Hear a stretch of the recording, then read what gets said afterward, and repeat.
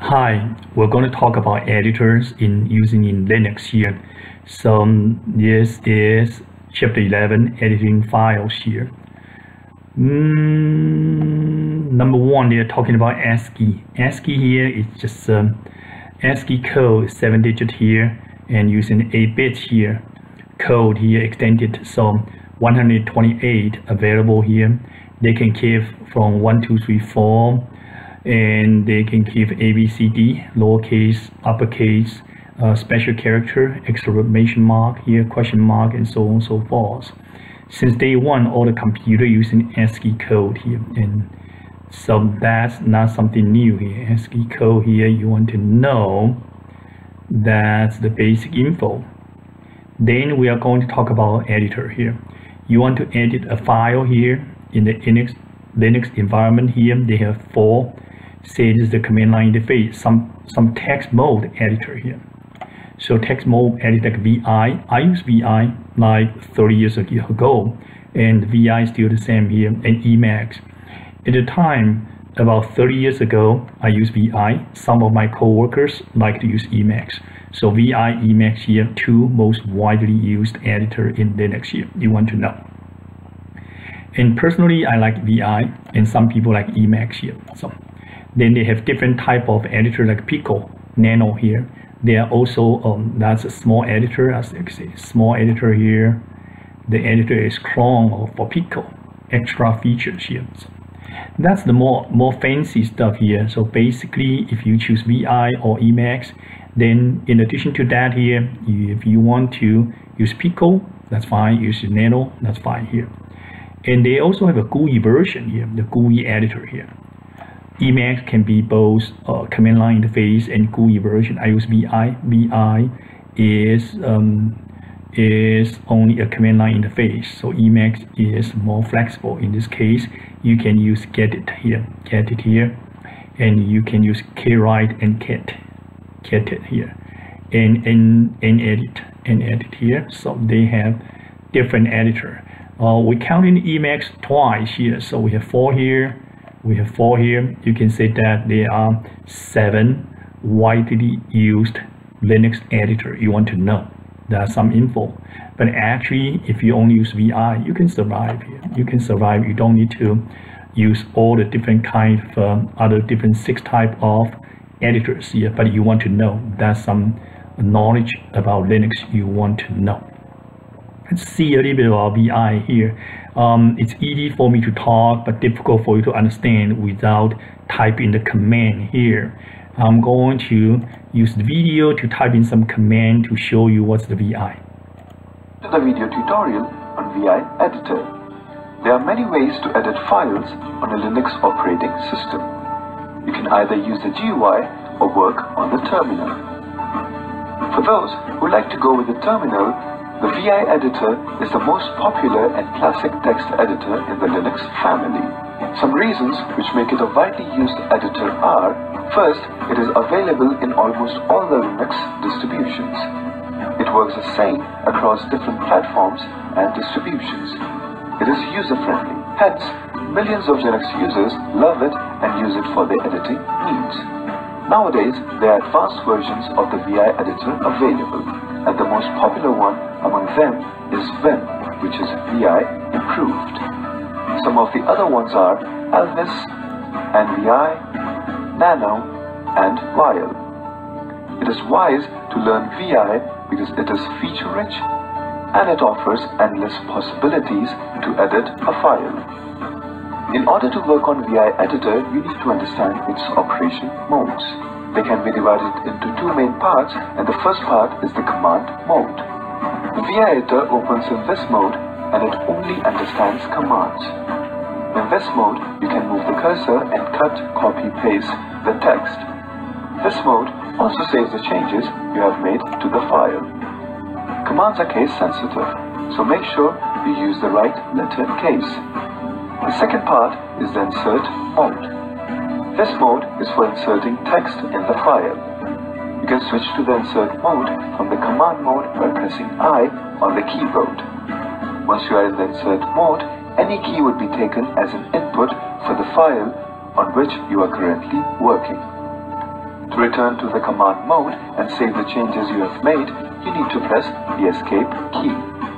So moving on to starting the VI editor, you need to open the terminal and type VI space a new file name or VI space an existing file name. You can create a new file or edit an existing one. This is how we will create a new file in VI editor, and it would open in the command mode. On the lock screen, we see a lot of tilde signs on the left. They denote unused lines.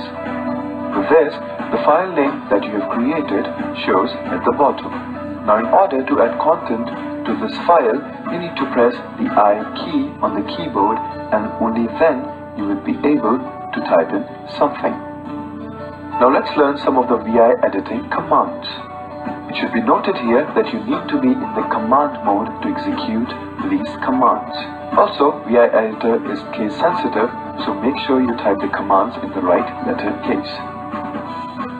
So let us go ahead and try some of the VI editing commands on terminal.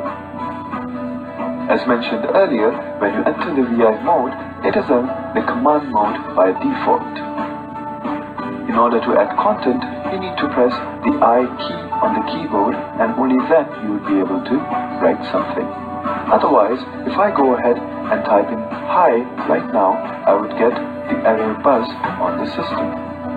VI editor does not display any change on the screen when you jump from the command mode to the insert mode or vice versa. This is an important point to keep in mind while you are editing or creating files on the VI editor. So let's press I and add some content. Once you are done writing the content and you want to save the file, you cannot do so in the insert mode.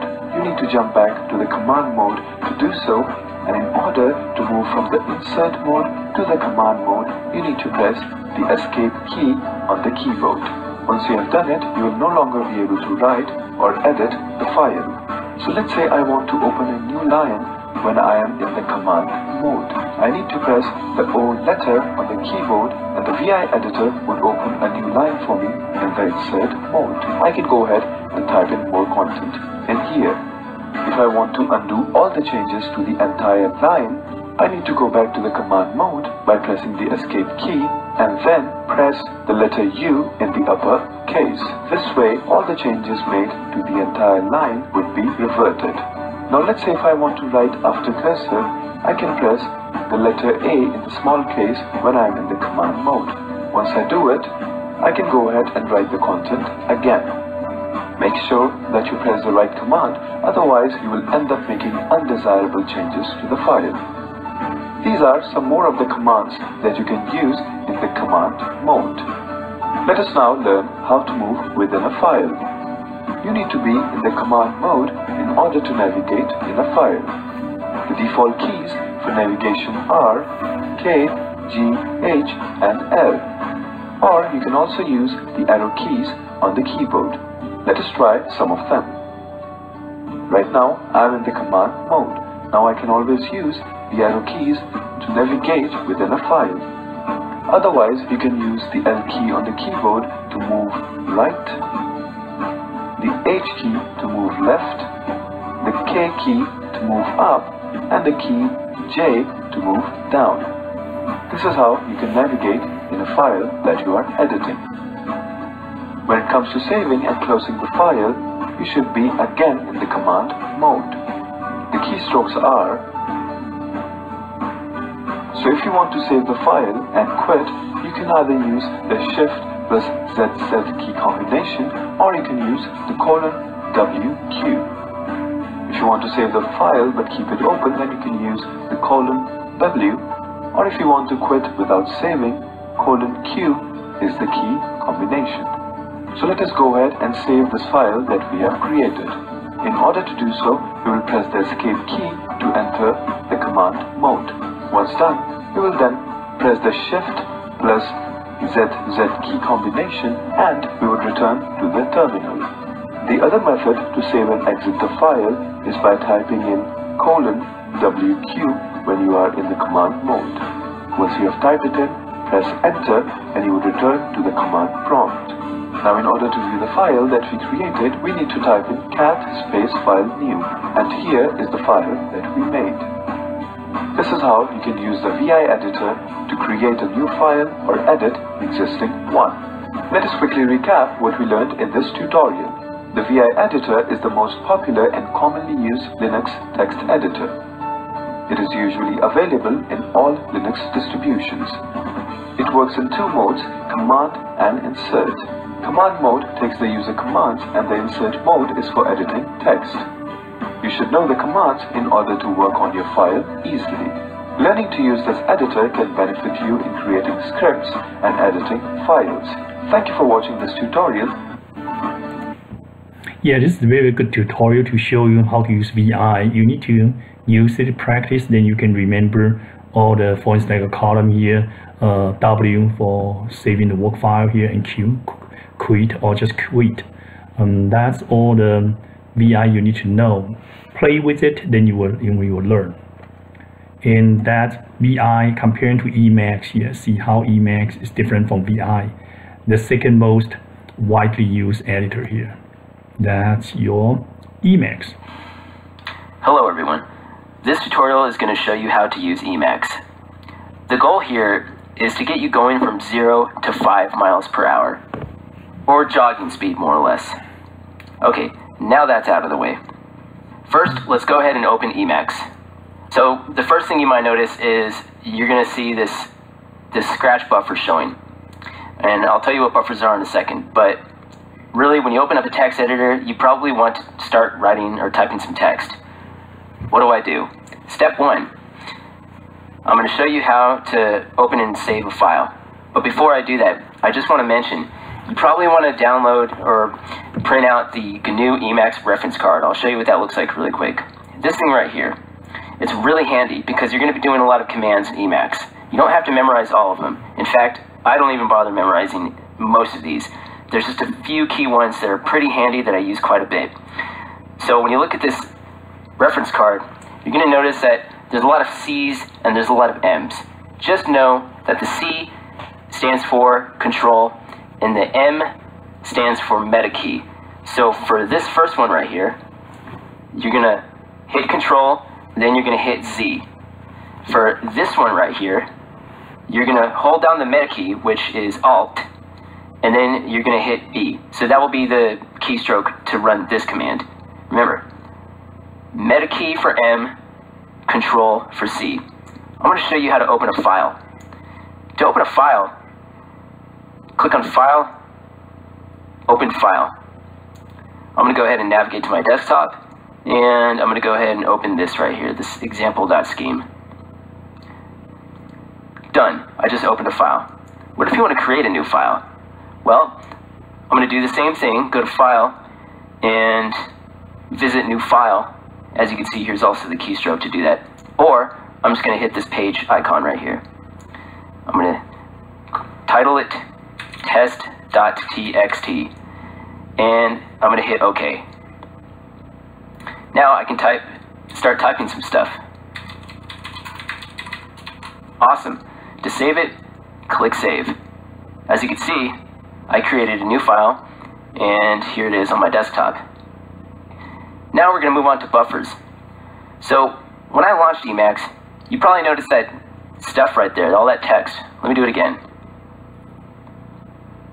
This is a scratch buffer.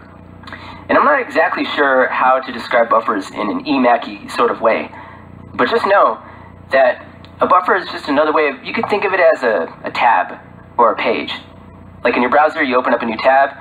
Well, in Emacs, when you open a new buffer, it's like opening a new tab. So here are the current buffers that are running. They have stars next to them. This is scratch. This is messages. Well, I want to open up a new page. I want to open a file actually.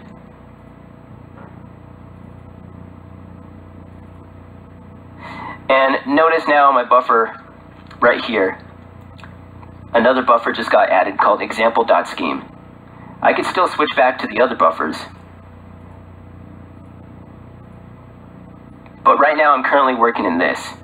So just think about whatever tab you want to open up or buffer, that's what you click on. enough about buffers. Let's talk about managing windows. So with all these handy dandy keystrokes that are on the GNU Emacs reference card, one helpful one is deleting a window. Also setting up multiple windows. So to split a window, hold Control and X and then 2. So Control X 2. Now I have 2 windows I can work from. It's still the same buffer, but I have 2 windows. Let's say this really annoys me, and I want to delete this window. Well, all I have to do is hold down Control, hit X, and now hit the number 1. Now it got rid of the split screen. Those are the basics of using Emacs. It can be as simple or as complicated as you want. Let's say you want to take it a step further and actually start customizing Emacs.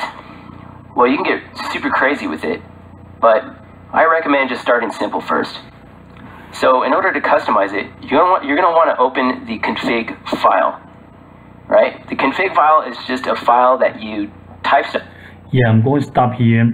This gentleman have described how to use the Emacs in the easiest way here. They have a fancier, customer-made way. If you so interested here, you can open up and this YouTube and view it yourself here. That's Emacs.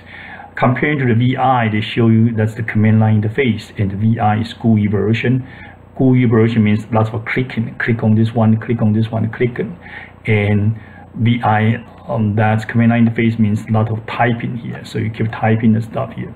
Typing and clicking, that's your command line interface, and your GUI. That's the difference between those two here.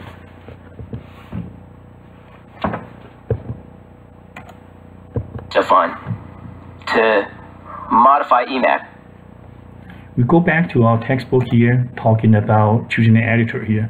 We spend a lot of time to learn how to use VI and Emacs. Depends on you. If you like to use the command line interface, like you're a Cisco guy here using the VI. If you like to use a GUI version, use Emacs here. As for me, I like to use VI. Well, I have learned VI 30 years ago here, and it worked just fine for me. I don't have to learn some Emacs, some new stuff here. So that's what I want to share with you, the most important text editor, VI and Emacs in Linux here. I'll talk to you next time.